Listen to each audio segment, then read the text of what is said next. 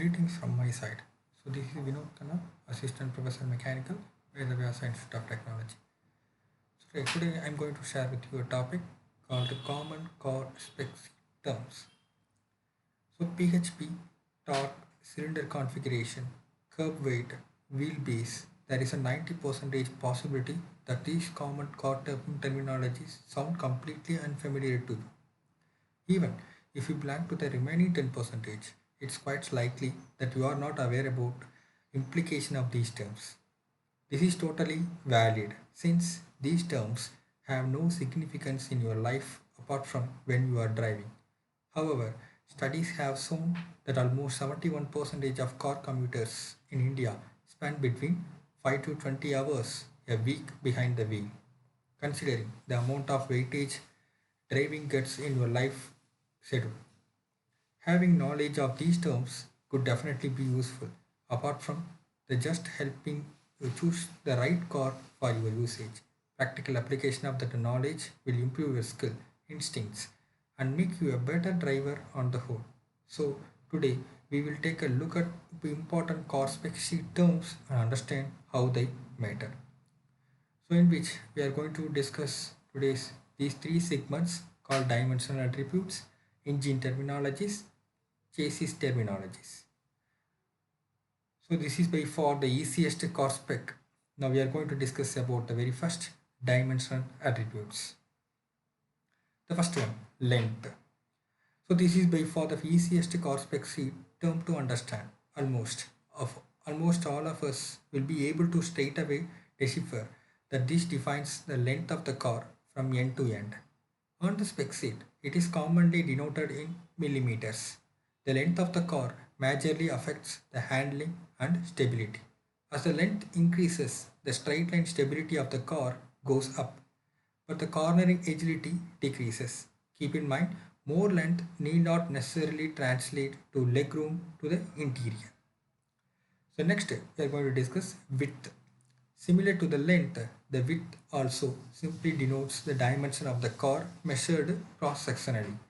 Unlike the length, more width does translate to more cabin room and more comfortable seating, especially for the rear passengers.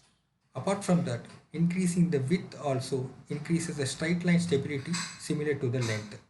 More width also means more frontal area, which increases the level of air resistance, thus decreasing the overall top speed.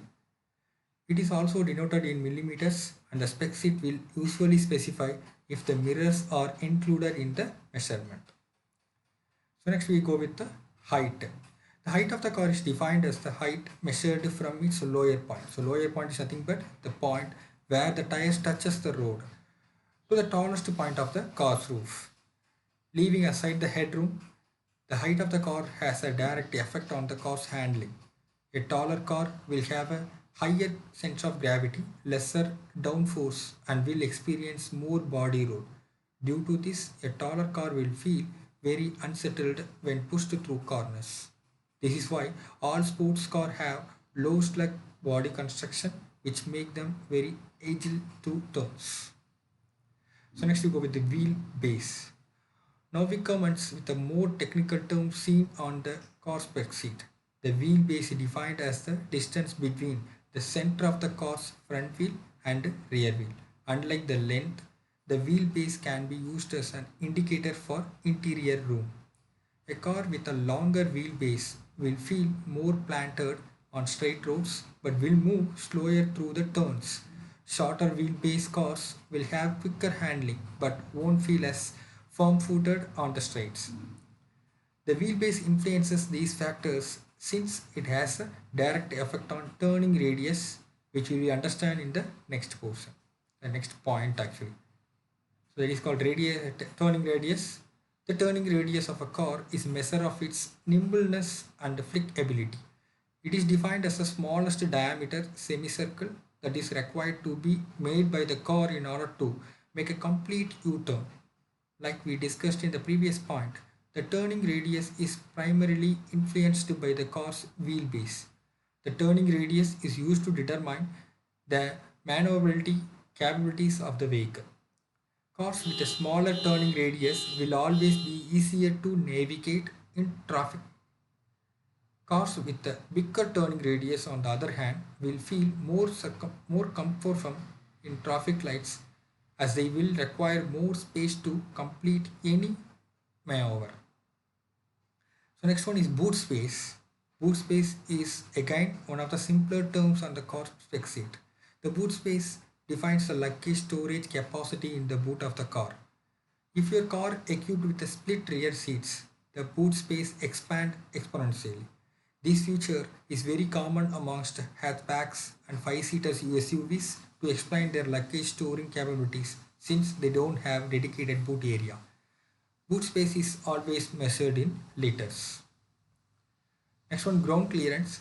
The distance between the lowest point of the car body, that is excluding the wheels, and a leveled ground surface beneath it is defined as a ground clearance. Ground clearance affects two major aspects: off-road capability and handling. Naturally, when you have more room between the ground surface and your car underbody, you will be able to tackle bigger obstacles without them hitting the base of your car. Ground clearance affects handling the same way the height does. Decreasing the ground clearance reduces car height and decreases the level of body roll, thus importing the car with better and more stable handling. So next one, the important one, curb weight. So curb weight is a very simple but often very confused term on the car spec sheet. If you notice any spec sheet or brochure for any car, you will notice the weight is never mentioned standalone. It is either in curb weight or gross weight. So curb weight is defined as the weight of the car without any passengers and luggage. It is counted with all the components in the car along with nominal levels of fuel and other fluids. So far we discussed about basic dimensionless analysis. Now we go with the engine terminologies.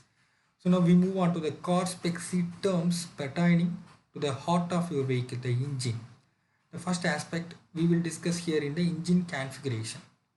The configuration broadly describes the layout and orientation of the primary components present in the engine.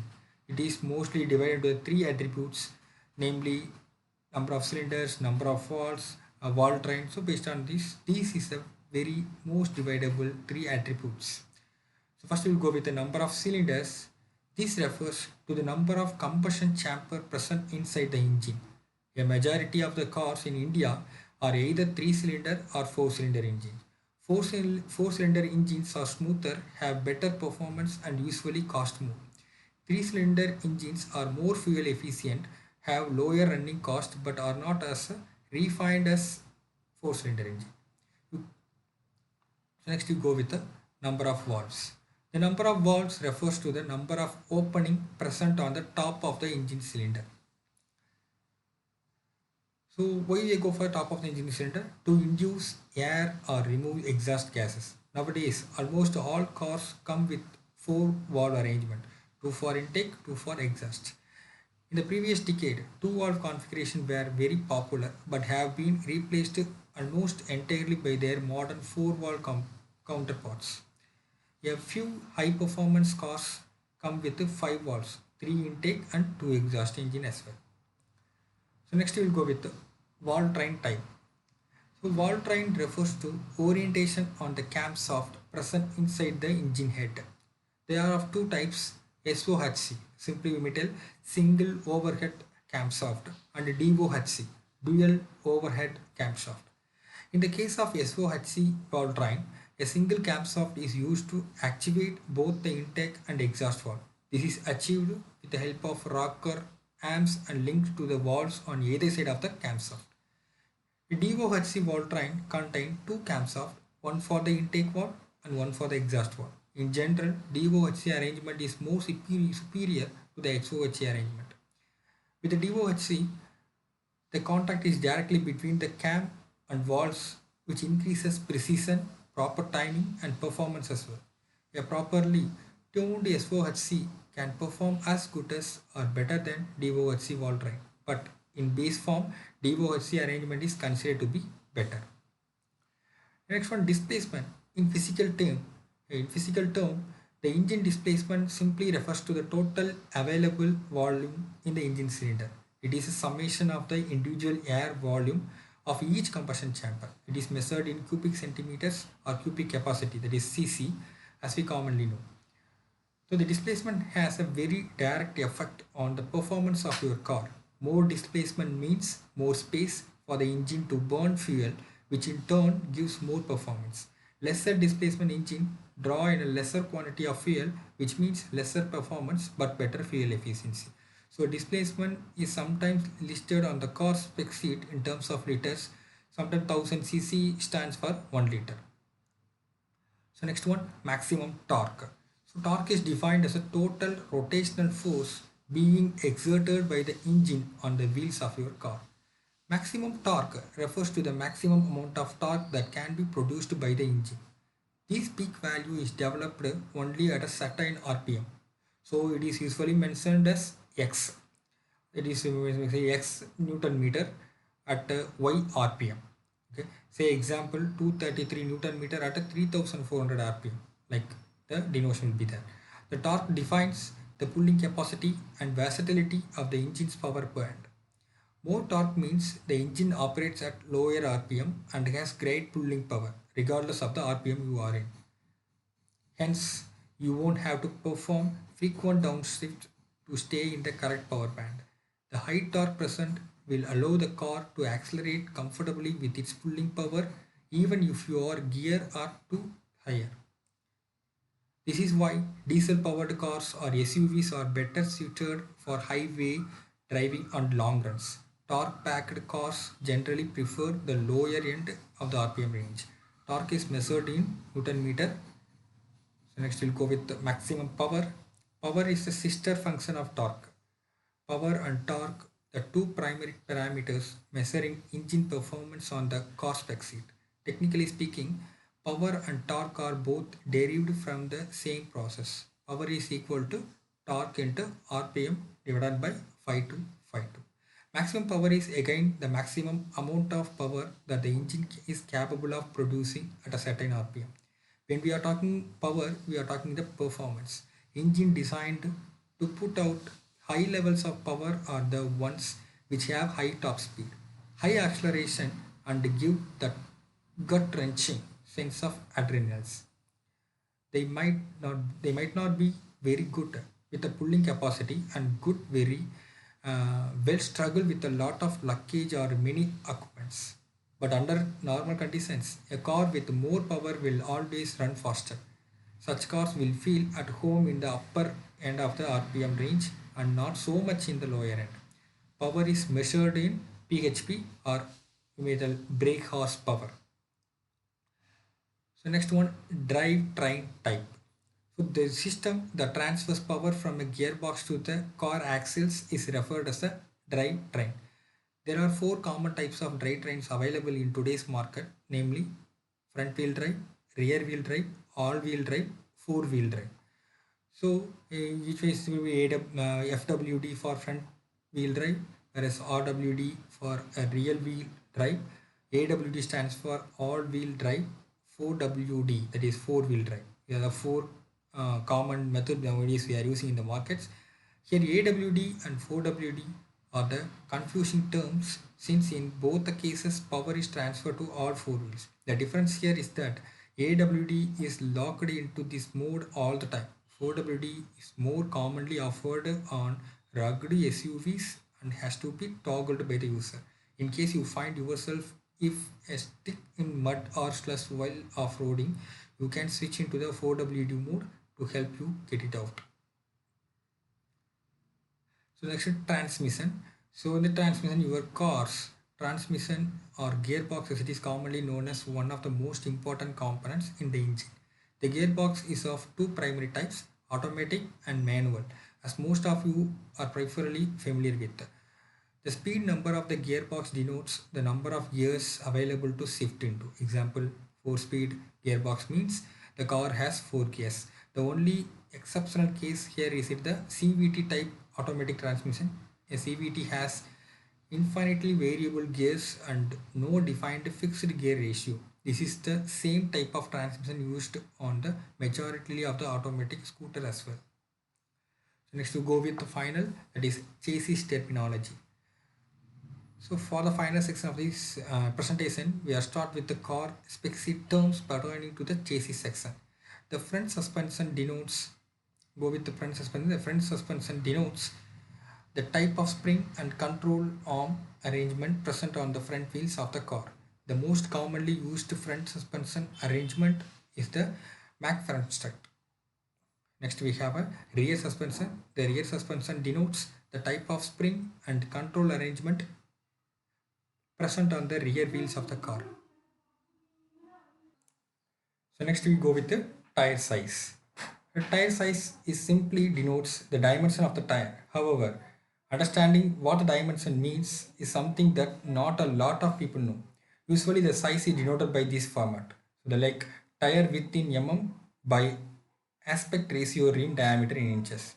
So if the size says 245/55 hyphen R15, which seems like width of the 245 mm, aspect ratio 55 percentage means that 55 percentage of width is used up as the side wall.